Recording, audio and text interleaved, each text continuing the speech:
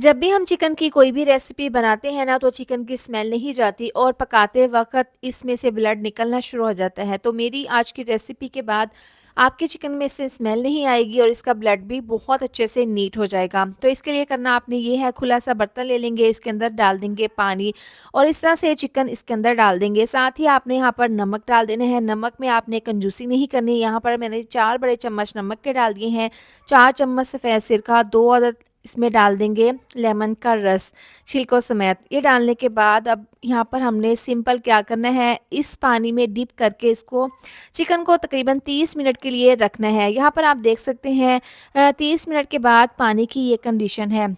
Chicken हमारा बहुत अच्छे से नीट हो गया है, इसकी स्मेल ख़त्म हो गई है, इसका जो ब्लड है वो भी ख़त्म हो गया है। यहाँ पर आप देख सकते हैं। अब यहाँ पर हमने क्या करना है, चिकन के पानी को ज़ाया कर देंगे। देखिए काफ़ी गंदा पानी ये हो चुका है और चिकन के पीसेस को खुले पानी में बहुत अच्छे से हमने वॉश कर लेने हैं। आप देख सकते हैं कितना चिकन हमारा शाइन कर रहा है, इसमें स्मेल भी बिल्कुल नहीं है और इसका ब्लड भी ख़त्म हो गया है।